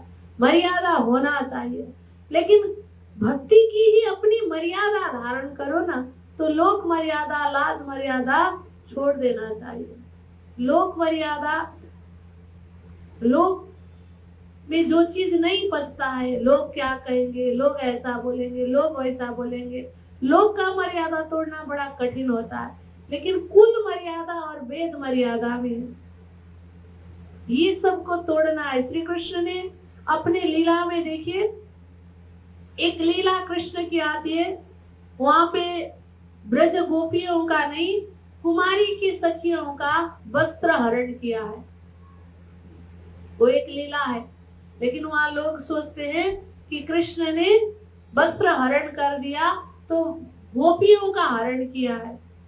गोपियों का वस्त्र हरण नहीं किया है, वो बात जानना है। वो कुमारी का सखी, जो 8 साल की बच्चियां थी, कुमारी का सखी थी, जो अपनी माता जो थी सखियां ब्रज गोपी, तो उनकी कृष्ण के प्रति जो प्रेम था, जो लगाव था, वो देख करके उनके मन में वो भाव आता था, हमको भी शादी करना है, तो शादी करके हम जाएं तो हमें भी कृष्ण जैसे ही पति मिले।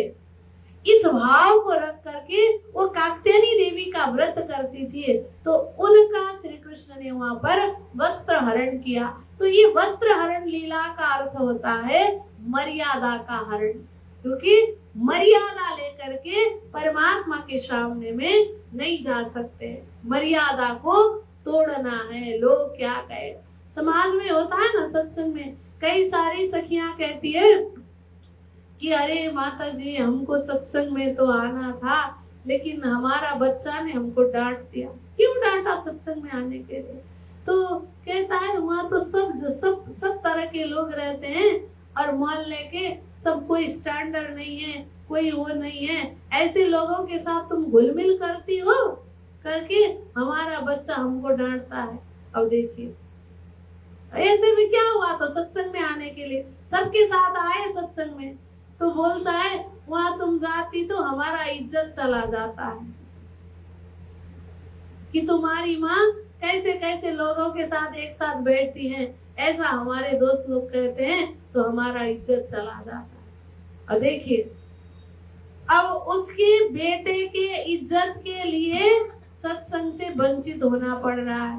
इससे उसका मर्यादा रखने के लिए, उसका कैसा मर्यादा, और कल परसों बताया था ना मैंने, वस्त्रों का मर्यादा, वही स्टैंडर्ड का मर्यादा, और ये सब चीज ऐसा ही होता है। तो इसीलिए इन सबको छोड़ना है सुंदर साजी। तो ये एक बालक सारा मर्यादा, लोक लाज सब छोड़ करके आया। कैसे आता है? नित्य इत प्रदक्षिणा देवे एक पोर, फेरा दंडवत करते मेहनत करे अति जोर। रोज सुबह नहा धो के मंदिर में आना, साष्टांग दंडवत प्रणाम करना और परिक्रमा देना, वो भी कितना, एक प्रहर 3 घंटे। एक बच्चा का लगाव देखिए, 3 घंटे तक परिक्रमा करते हैं, दंडवत प्रणाम करते। दंडवत का अर्थ होता है दंड के भांति, जैसे एक डंडा गिरा दो तो कैसे गिरता है, वैसे ही परमात्मा के सामने में जाकर के समर्पण होना। उसमें 8 अंग, अष्टांग दंडवत बोलते हैं, 8 अंग जमीन में स्पर्श करते हैं, माने 8 अंग से हम आपको समर्पित हो रहे हैं। इस भाव से परमात्मा के चरण में समर्पित होना। और देखिए परिक्रमा करना, परिक्रमा का बहुत बड़ा महत्व है। शास्त्र क्या कहते, यानी कानी च पापानी जन्मांतरे कृतानि च तानि सर्वाणि नश्यन्ति प्रदक्षिणा पदे पदे। बोलो श्री प्राणनाथ प्यारे की। शास्त्र ने पहले से ही परिक्रमा का महत्व बताया, जितना जैसा समय मिले वैसा ही आप तीर्थ जाते हैं, मंदिर में जाते हैं, तो परिक्रमा करना चाहिए। एक तो होता है स्थूल परिक्रमा, शरीर को लेके मंदिर का परिक्रमा करना, ये स्थूल परिक्रमा हुआ। और दूसरा होता है सूक्ष्म परिक्रमा। अपने अंदर भाव भरो, कहीं भी चल रहे हो तो सोचो, ऐसा दिल में भाव भरो कि हम 25 पक्ष में परिभ्रमण कर रहे हैं, परम धाम की चितौनी के साथ साथ आप चलते जाओ चलते जाओ चलते जाओ। जितना भी कदम आप रखते हो अब आपका हर कदम परिक्रमा बनता है। राज समझी राज समझी राज समझी राज समझी करते हुए आप चलो तो हर कदम आपका परिक्रमा बनता है। जहाँ जहाँ जाओ सोई परिक्रमा, जो जो करो सोई पूजा बनता है। परिक्रमा करते करते स्थूल परिक्रमा से होते होते सूक्ष्म परिक्रमा तक हमको पहुंचना चाहिए। एक शारीरिक परिक्रमा, दूसरा मानसिक परिक्रमा और तीसरा बौद्धिक परिक्रमा और चौथा आत्मिक परिक्रमा तक हमें पहुंचना है। आत्मिक परिक्रमा में केवल चलना भी नहीं पड़ता है, बैठे बैठे जहाँ हो वही आपका परिक्रमा होता है। घर में जहाँ बैठे हो वही बैठे बैठे आप जाओ पन्ना जी घुमट बंगला जी का परिक्रमा लगाओ, आप जाओ सूरत महामंगलपुरी धाम का परिक्रमा लगाओ, आप जाओ जामनगर वहाँ का परिक्रमा लगाओ, गादीओड़ा में दर्शन करो, सब जगह आप बैठे। इसी तरह से अब ये तो साक्षात आपका दर्शन किया हुआ है, तो इसी तरह से आप फिर कभी कभी प्रेरणा जी के साथ साथ जागरण यात्रा में चलो पैदल प्रेरणा जी से, कभी दीप बंदर के यात्रा में जाओ, कभी वहां से होते होते प्रेरणा जी के साथ साथ यात्रा करते करते आगे बढ़ो, वो भी परिक्रमा है। कभी वहां से फिर अपनी सुरता को लेकर के परम धाम में 25 पक्ष में कहीं भी परिभ्रमण करो। आप 7 परिक्रमा लगाओ, बड़ी राम के अंदर घुस जाओ, छोटी राम के अंदर घुस जाओ, कभी हौजकुसर के अंदर घुस जाओ, कभी मानिक पहाड़ के अंदर घुस जाओ। यहाँ बैठे बैठे आप हर तरफ विचरण कर सकते हो। ये होता है आत्मिक परिक्रमा। लेकिन शुरुआत जो है वो स्थूल परिक्रमा से ही होना पड़ता है। स्थूल से आप मर्यादा में बंधे हुए हो तो फिर धीरे धीरे आगे आप बढ़ सकते हो। तो इस तरह से देवचंद्र आगे बढ़ते। अब जब वह वर्ष 11वां तब मन उपज विचार, कौन कहाँ से आया कहाँ मेरो भरतार। जब 11 साल के हो गए तो और ये प्रश्न प्रगाढ़ होता गया, मैं कौन हूँ, कहाँ से आया हूँ, मेरा मालिक कौन है और ये सृष्टि का करतार कौन है। देखिए 11 वर्ष का बच्चा अब अपने आप को सोचिए बीत क्यों सुनना, अपना 11 वर्ष का उम्र कैसे बीता। देखते देखते अपना बीता तो अपने बच्चों का भी अपने आंखों के सामने 11 साल का उम्र कैसे बीता। अब होते होते अभी पोते पोती का भी बीत रहा है, कैसे बीत रहा है। बीतक से वो देखना है कि क्या करना था, हमने क्या किया और अभी हमारे बच्चे क्या कर रहे हैं, हम उसको इस लाइन में ला सक रहे हैं कि नहीं सक रहे, रास्ता अपना ठीक है कि नहीं है। क्योंकि बाल अवस्था का उम्र तो क्या है, शंकराचार्य भी कहते हैं बालस्तावत क्रीडासक्त, तरुणास्तावत तरुणीसक्त, वृद्धास्तावत चिंतासक्त, परमे ब्रह्मणि कोपी न रक्त। उम्र तो ऐसे ही चला जाता है। बालपन तो जो था वो क्रीड़ा में बीत गया हमारा भी, और जवानी जो था, जवानी अब कमाने खाने के इस चिंता में बीत गया, और बुढ़ापा भी अब क्या होगा, अब क्या होगा, अब क्या होगा, इसी चिंता में लगा रहता है बुढ़ापा भी। तो कब करोगे भजन, कब करोगे भक्ति। शंकराचार्य ने भी ये बात कही है प्यारे सुंदर साथ जी। तो वितक से हमें अपने आप को पटरी में लाना है। देवचंद्र जी महाराज इस तरह से आगे बढ़ रहे हैं, रोज परिक्रमा देते हैं। उस देश में साधु संत आवत नहीं कोई। अब घर में जो थे पूछे, प्रश्न लेके साधु संत के पास गए, उनसे भी पूछे। अब उतना जवाब जो है, जो चाहते अंतर से जो कामना है, उस तरह की जवाब कैसे नहीं मिलती। फिर धीरे धीरे आगे बढ़े तो एक दिन पिताजी ने देखा, पिताजी का दूसरा ही चिंता है। 11 साल का लड़का हो गया। उस जमाना में 11 साल का लड़का माने बड़ा हो गया ना, बाल विवाह का जमाना था उस समय। तो अब 11 साल का लड़का माने बहुत जिम्मेदारी ढोने का समय हो गया है। क्योंकि अभी का 11 साल और हमारा जमाना का 11 साल भी बहुत फर्क था। कल मैंने बताया ना, हम बच्चे थे तो भी हमको चिंता रहती थी, जिम्मेदारी का बोध रहता था, माँ बाप की पीड़ा हम देख सकते थे। लेकिन अभी के बच्चे में कोई मतलब नहीं होता। तो हमारा भी 11 साल एक जिम्मेदारी पूर्ण समय था। चूल्हा चौका संभालते थे हम 11 साल में, तो एक जिम्मेदारी उस जमाना का 11 साल तो बहुत बड़ा है। अगर हल चलाने वाला पिता है तो अब लड़का को हल चलाने की जिम्मेदारी सौंपने का समय हो गया है। तो व्यापारी पिता है तो लड़का को भी थोड़ा व्यापार में ले आना चाहिए। उस तरह का तो लाइन है ही नहीं, न पढ़ाई में ध्यान, न व्यवहार में ध्यान, किसी में ध्यान है नहीं। वो तो घंटों जाके मंदिर में रहता है, संतों के साथ जाता है, कहाँ कहाँ घूमता फिरता, दिन भर आता नहीं है। तो पिता को चिंता होने लगी, 11 साल के हो गए, 12 साल के हो गए, 13 साल, कई कोशिश करते लाइन में लाने के, आता नहीं लाइन में। तो पिता ने सोचा इसको ऐसे नहीं छोड़ना चाहिए, पटरी में कैसे लाए। तो एक दिन पिता ने विचार किया ऐसे नहीं होगा, इसको साथ साथ लेके चलना पड़ेगा, तो कुछ देखेगा, बाहर जाएगा तो सीखेगा, अपने जैसे समान के लोग काम करते हुए देखेगा तो उसको भी समझ में आएगा काम करने का।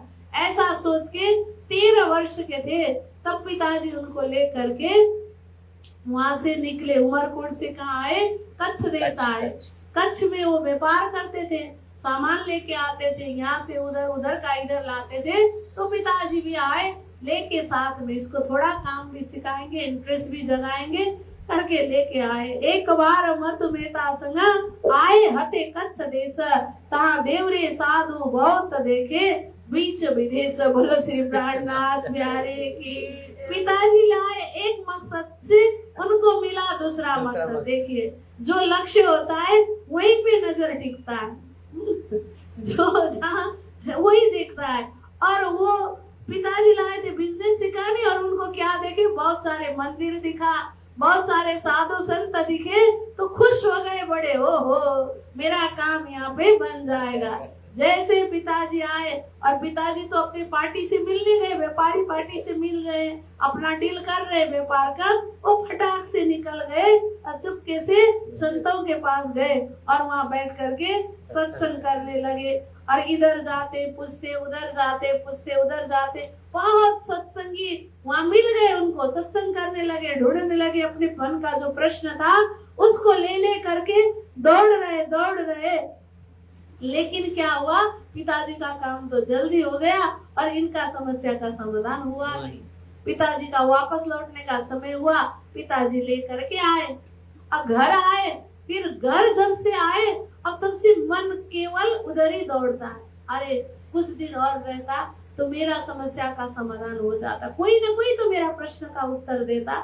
पिताजी के साथ मुझे आना पड़ा, काश मैं वहां फिर जाऊं। अब कैसे जाऊं? अब जाने की राह देखने लगे, बहुत दूर है, पैदल यात्रा करना पड़ता है, अब अकेले जा नहीं सकते, एक दो भी नहीं चल सकते, ऐसा मार्ग है, कैसे जाऊं, ये बात सोचने लगे। बात तब की मन में रहे, मैं जाऊं कच्छ देश, तहाँ जाए के खोज करूं, पाऊं परमेश्वर दिन से। अब क्या हुआ, पक्का वहाँ खोज करने से मुझे अवश्य भी परमात्मा मिलेंगे, ये सोच बना करके अब उसी धुन में लगे रहे। अब क्या हो रहा है, घर में खटपट रहे, मन में रहे बैराग, दुनी से बैर रहे, उन्हें देख लगे आग। बोलो श्री प्राणनाथ प्यारे की। अब खटपट चलने लगा। देखिए घर में खटपट भी, बहुत बड़ा फैमिली हो, बहुत बड़ा परिवार हो तो खटपट भी समझ में आता है। एक माँ, एक बेटा है और एक बाप, 3 लोग है, और 3 लोगों के बीच में खटपट क्यों चल रहा है? यहाँ देखिए, दही सिकापना बहुत तक। घर के लोग जो है हमेशा जब भी देखो सिखापन करते रहते, उपदेश देते रहते। अपने भी कोई लोग आता है तो घर के लोग बोल बोल के थक जाते, तो कोई भी अपना रिश्तेदारी आता है तो उनको समझाने के लिए बोलते। क्या समझाते? अरे देखो बेटा, ऐसे काम नहीं चलेगा, थोड़ा काम दाम संभालो, शादी विवाह का उम्र हो गया है, अब व्यवहार संभालो, बिजनेस संभालो, कमाई करना सीखो, संसार में जीना पड़ेगा, बिना कमाई नहीं जिया जाएगा। सब ऐसा उपदेश करते हैं। संसार में ना सबसे सस्ता और सबसे फुकटिया नचाने वाला क्या है? दूसरों को सलाह देना, उपदेश देना। और कोई चाहता नहीं है अब बिना ऐसे ही सस्ता मिल जाएगा, सब उसी में लगे रहते उपदेश देने में। और देवचंद्र जी महाराज को भी सब वही रहते। और खटपट क्यों हुआ? मन में रहे बैराग, उनके मन में संसार के प्रति बैर है, परमात्मा के प्रति राग है। और घर वाले कैसे? संसार के प्रति राग है और परमात्मा प्रति बैर है। उनको देखते ही कोई साधु संत देखे तो अब ये बिगाड़ देगा इसको, टेंशन होने लगता है घर वालों को। कोई साधु संत आता भी है, बगल में बैठता भी है, तो उससे जल्दी इसको छुड़ाए, यहाँ से कैसे निकाले, ये हर घर वालों को होता है। इस सृष्टि में शुरू से ही है। शंकराचार्य की कहानी में आप पढ़ो, शंकराचार्य को बचपन से तो वो एकदम निवृत्ति स्वभाव के थे, उनको वैराग्य आया हुआ था और वो गए, उनको संन्यास दीक्षा लेना था। संन्यास दीक्षा लेने के लिए गुरु के पास गए और संन्यास दीक्षा में एक नियम होता है, जब तक माँ की स्वीकृति ना मिले तब तक संन्यास दीक्षा नहीं दिया जाता है। सनातन में ये परंपरा है।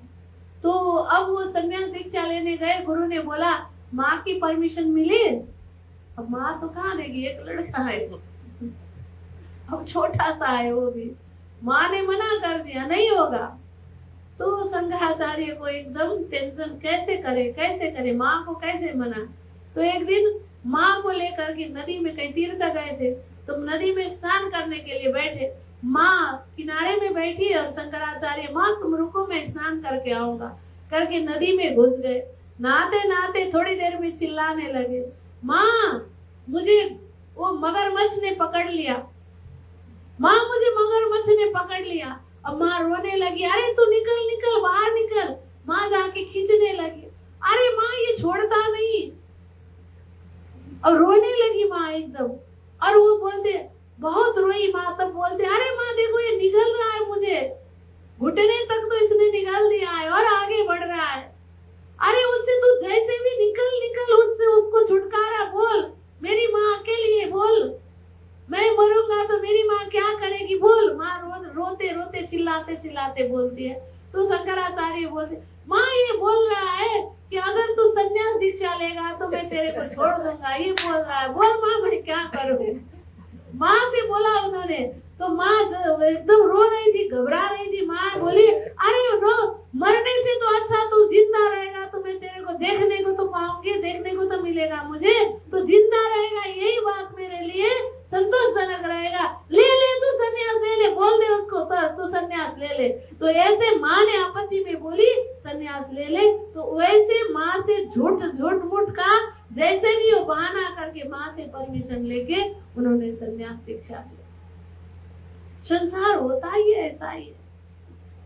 कोई भी माँ बाप ये नहीं चाहता है कि मेरा बच्चा सन्यासी बने, मेरा बच्चा साधु बने, घर द्वार छोड़ के निकल जाए। कोई माँ बाप नहीं चाहते ना, हमारे माँ बाप भी नहीं चाहते थे। बोलो श्री प्राणनाथ प्यारे की। हाँ, बहुत सारा उपाय करना पड़ा हमको भी, सबको पड़ता है, ये दुनिया का नियम है। सब सोचते हैं कि दूसरे के बच्चे बन करके आए साधु, सब चरण लगते हैं, प्रणाम करते, बढ़िया किया, अच्छा किया, अरे ये संसार माया में क्या रखा है, आप गए सन्यासी बन गए, अच्छा किया, बोलते हैं खुद, लेकिन अपने बच्चे को कोई परमिशन नहीं देता है। तो ये नियम है संसार का, हमने खुद भुगता है। तो देवचंद्र जी महाराज के भी सब लोग मिल करके अब वहाँ सब फुसलाते, हमको भी किया बहुत उपाय, बहुत उपाय। गुरु जी हमारे सामने में और हमारे माँ बाप भी अभी भी सामने में कितना उपाय किया। रोज आते थे, हम तालीम ले रहे थे, रोज आते थे बहाना करके, कभी दही लेकर के आते, कभी दूध लेकर के आते, कभी बारी की हरी हरी ताजा सब्जी लेकर के आते, कभी फल फ्रूट्स लेकर के आते बाहर से, अरे देखो बच्चों को कितना प्रेम कर रहे हैं, मतलब सब साधक है, पढ़ने के लिए बानी तालीम लेने के लिए बैठे हैं, तो तालीम लेने वालों को सेवा दे रहे। बाहर के लोग ऐसा देख रहे, लेकिन अंदर में उनका मकसद क्या है, रोज आते और हमको एकांत में बुलाते, अरे ऐसा रिश्ता आया है, शादी करने के लिए, ऐसा कुटुंब हम नहीं छोड़ पाते, चलो कब तक है तुम्हारी पढ़ाई, अब चलो अब चलो। हमें एकांत में बुला करके वो मकसद से आते थे, जब आते थे हम भाग जाते थे। बोलो कृष्ण कन्हैया लाल की। तो ऐसे ही देवचंद्र जी महाराज को भी शिखापना बहुत कर करे थके सब कोई, ये फिराए जीव फिरे कई समझावे सोए। कोई भी हम माने नहीं, माने तब ना उपदेश करे। लगन लग गई है तो लग गई है लगन। अब लगन लगने के बाद तो वो सब सारा दुश्मनी दिखते हैं।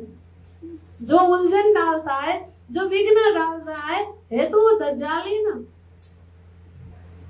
तो इसीलिए खटपट हो रहा है देवचंद्र जी के यहाँ भी, सब उपदेश करने आते हैं।